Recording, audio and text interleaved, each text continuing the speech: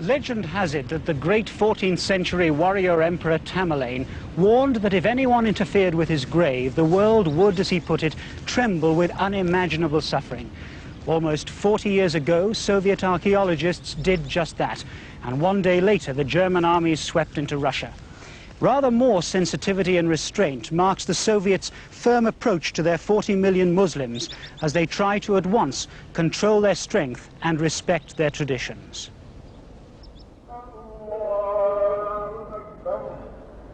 With people from Muslim backgrounds expected to form 2/5 of the entire Soviet population by the year 2000, some Western observers argue that a threat to the country's internal security cannot be ruled out.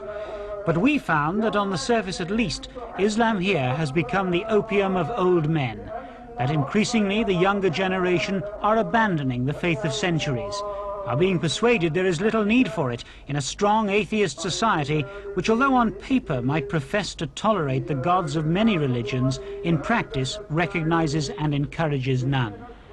And the government's massive program of modernization, bringing water and tower blocks to the desert cities conquered by Genghis Khan and Alexander the Great, is proving a more than effective answer to the call of Islam.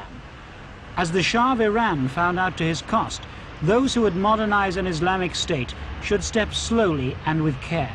The Soviet Union has been doing just that for a full 60 years. In 1920, the first woman ever to appear on stage here in Tashkent was murdered. So too were any who dared to remove their veils in public. Now the region's stadiums have workouts for women athletes who would once have been stoned to death for daring to appear in public so scantily dressed. At one time excluded totally from public life, women now form 40% of the area's workforce.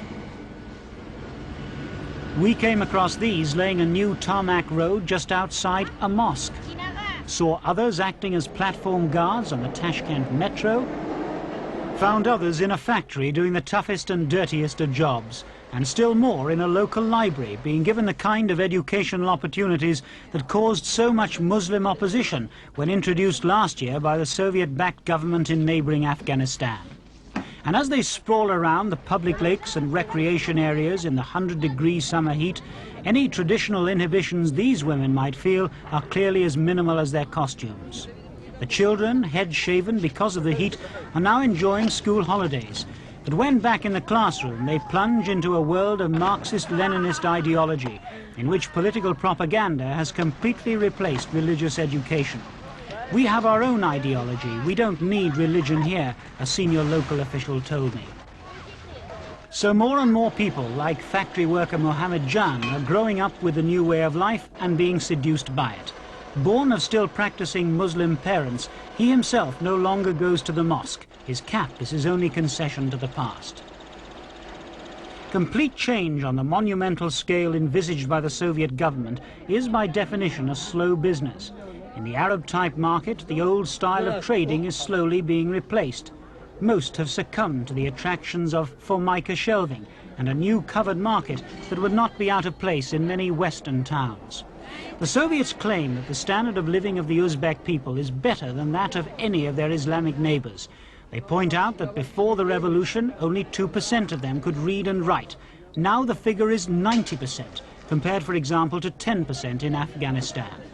Some Russian customs, like their love of gold teeth, have been imported along with their ideas. But the Soviets have gone out of their way to preserve many Uzbek traditions not associated directly with Islam. Uzbek eating houses, for example, with their highly exotic food, are spread throughout most towns and cities. And if the jukebox does offer the Rolling Stones playing Lady Jane, then at least it does so in both Russian and Uzbek. And the national dances of Uzbekistan are given the official seal of approval. Local pride in Uzbek nationalism, for generations bound up so closely with Islam, seems now to have been successfully prized away from it.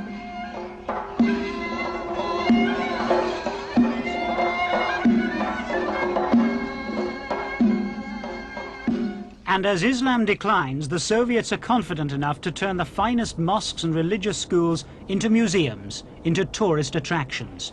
Soviet Central Asia has only 200 large registered mosques. Before the revolution, it had 24,000. only 1,000 registered mullahs, where once there were tens of thousands. Islam requires a believer once in his life to make a pilgrimage to Mecca. From the Soviet Union, only a few dozen make that journey each year. So the Ayatollah Khomeini and Saudi Arabia have actually suggested that the Soviet Union is an enemy of Islam. Where in their countries, for example, could you possibly contemplate, as here in Samarkand, a vodka factory nestling in the shadows of the mosques, with statues of two famous Muslim poets, Jalil and Navai, actually looking over into its backyard? But the allegations strike deeper than that into Islam's foundations, and the Soviets have gone on a propaganda offensive to try and disprove them. The latest edition of their glossy Muslim magazine, published in Arabic, Persian, French and English, quotes from the Quran, reminding readers that the person who doesn't work in his own interest and the interest of others will never receive any remuneration from the Almighty Allah. And at his Tashkent headquarters, the deputy leader of Soviet Muslims made it clear to me that in his view, those interests can even be those of an atheist state. He argues that here, as all over the world, many people are drifting away from religion, but claims Soviet Islam is stronger than critics suggest. The difference lies in social habits. People work and study, he says, and don't always have time to pray in a mosque. I asked if an Islamic revolution was possible here. Religious leaders should not interfere in politics, was the firm answer. Did that apply to Iran too? A smile, a pause, perhaps some embarrassment as he listened to our interpreter, and then the diplomatic reply: the Iranians must decide their own affairs. Critics say that Dr. Yusuf Khan Shakirov is one of the tame mufti permitted to operate in the Soviet system. We certainly noticed that a colleague took copious notes of his answers whenever I asked a question that was not on the list I'd had to submit beforehand in Moscow. And there has been talk of an Islamic underground led by unofficial mullahs that operates outside Soviet control. But it seems that the recorded prayers of the official mullahs will increasingly be left to echo around empty mosques as the tourists take over from the faithful in a society where communism, not Allah, is great. Martin Lewis, News at 10 in Soviet Central Asia.